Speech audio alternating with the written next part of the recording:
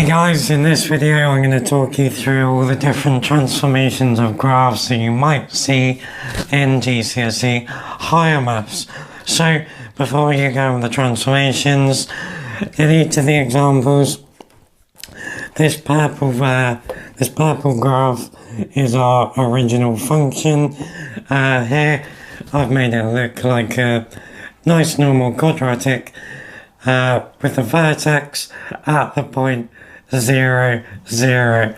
There is one example at the end where we're not using this guy, but I'll walk you through that when we get there.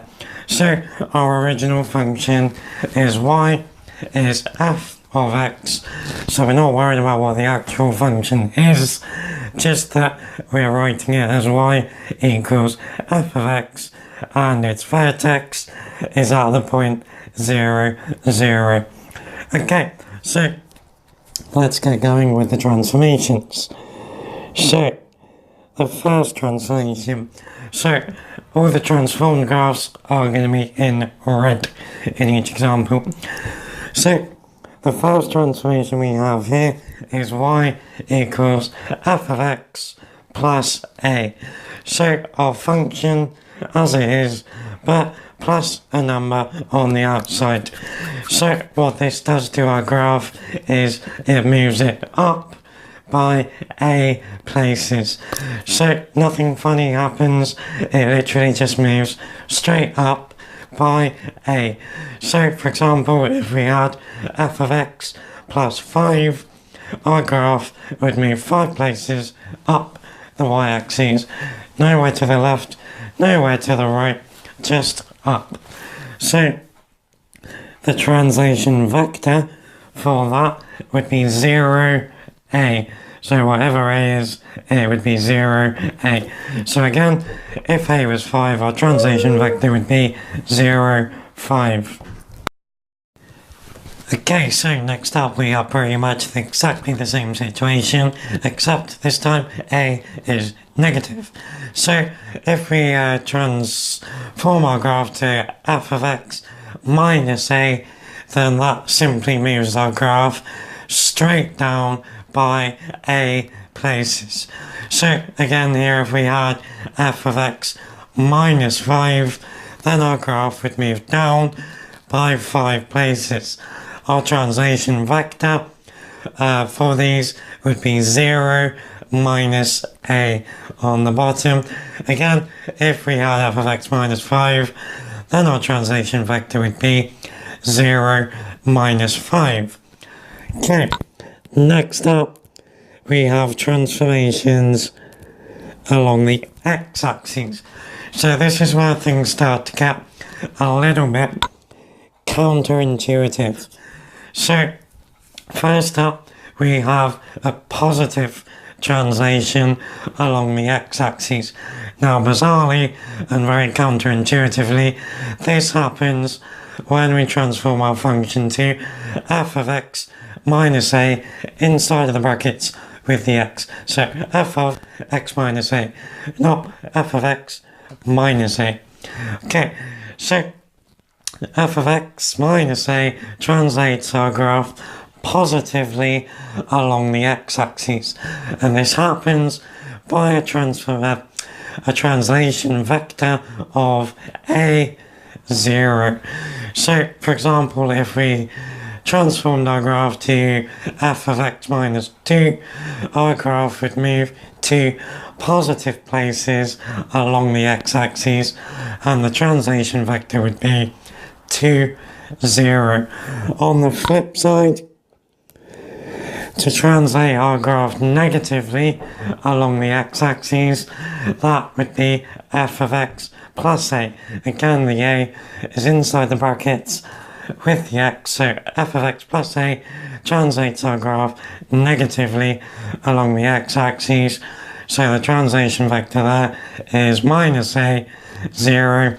So if we had f of x plus 2 inside of the brackets, our graph would translate 2 places negatively to the left along the x-axis, and our translation vector would be minus 2, 0.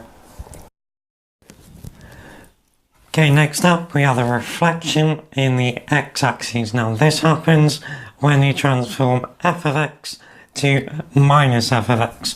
So this is just a mirror image in the x-axis. It's a reflection, so there's no vector. So that's the important thing. If you transform f of x to minus f of x, it's a reflection in the x-axis. So we're actually going to go over an example here, or I'm going to give you an example. One that seems to come up quite a lot is reflecting the trig functions.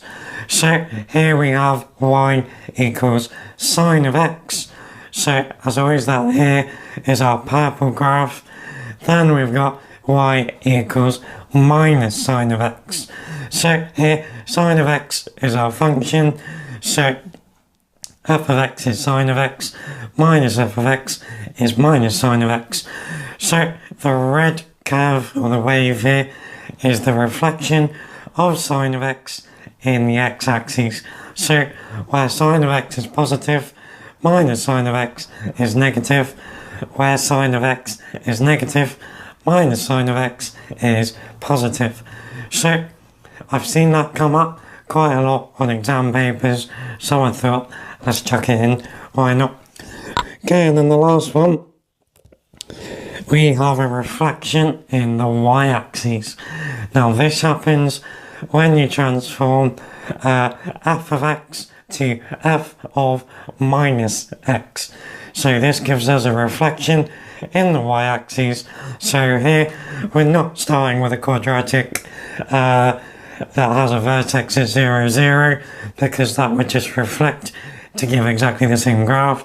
So here, if we have a quadratic f of x that has a vertex at a 0, and we transform it to f of minus x, that reflects it through the y-axis, so it has exactly the same y-intercept, and the x, the vertex on the x-axis would now be at minus a 0. So that's what happens if we transform f of x to f of minus x. So there are more transformations of graphs. I think they're at GCSE level. This is all we need. Although we do sometimes get combination transformations. So if you want to see those, let me know down below in the comments. If you want exam questions on these, let me know down in the comments. If this video has helped, give us a cheeky thumbs up. Don't forget to get subscribed. Good luck in your exams, guys.